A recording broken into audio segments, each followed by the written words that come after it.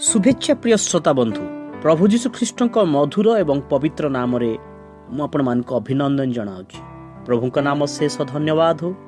पुनर्बार प्रभु एक नूतन दिन दे आम को आशीर्वाद कर। आसतु प्रिय श्रोता बंधु आज पठ निमंते आम ईश्वर वाक्य मध्य गोटे विषय को आम नेबा किंतु ईश्वर वाक्य आम को कौन कहे बा आम ख्रीष्ट मंडली क्यों प्रकार भाव रहिबा को पड़िबो एवं मंडली ख्रीष्ट सहित कौन संपर्क ता विषय आम ध्यान करिबा।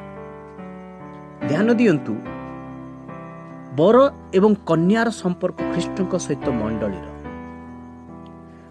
आउ बर सर्वदा कौन चाहि थांती कन्या ठारू ताहा एफिसियो पुस्तक 5 पर्व तार 27 पद प्रकार कहे जेपरी मंडली निष्कलंक निखुंत और समस्त प्रकार दोष रहित होई पवित्र और अनिंदनीय हुए आउ एही परी गौरवमय अवस्था रे से ताहाकू अपना निकट को उपस्थिति करंती।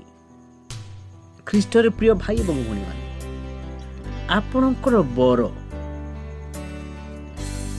बा ख्रीष्ट जीशु मंडली ठारू कौन चाहती मंडली को अवस्था रे तांको निकट को जाऊ तांकर इच्छा कौन यह स्पष्ट भाव में साधु पाउल आमान को शिक्षा दियंती। जेपरी मंडली निष्कलंक हेबा आवश्यक निखुंत दोष रहित पवित्र एवं अनिंदनीय हेबा आवश्यक।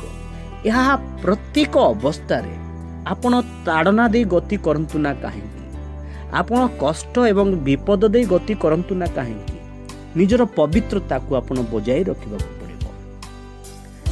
निजको निष्कलंक रखिबा पड़िबो निजको निखुंत रखिबा पड़िबो एवं अनिंदनीय रखिबा पड़िबो। यह ही ईश्वरंकर इच्छा आपणक निमंते एई जगत रे थिया प्रत्येक मंडली को प्रभुंकर यह एक उपदेश प्रभुंकर यह एक संदेश जे जदि बरंक साक्षात रे तुमे भेट होबा इच्छा करूछ ताहेले निष्कलंक निखुंत दोष रहित पवित्र एवं अनिंदनीय होई अपना बरंक सम्मुख रे ठिया हेबाक पड़े। यह पे आपको अनेक समस्या दे गति करने को पड़ पारे। आपण रोग अवस्था रे थांतु ना कहीं आपण ताड़ना दे गति करंतु ना कहीं आपण समस्या दे गति करंतु ना कहीं जे कोनोसी अवस्था रे हो आपण को यही विषय को बजाय रखा पड़ो। तद्वारा आपणकर स्वामी बा तद्वारा आपणकर बर बा तद्वारा आपणकर प्रभु से संतुष्ट होती। यही दिन मानकर जटिल समय अटे समस्यार समय अटे अभावर समय अटे किंतु अभाव रे आमानकर स्वभाव नष्ट न हो जाए। आमाने निष्कलंक नुहे बरं कलंक न हो जाए।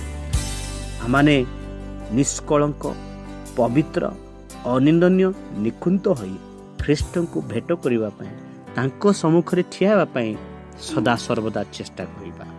प्रभु ए पठित वाक्य दे आमे समस्त को आशीर्वाद करंतु। आमेन।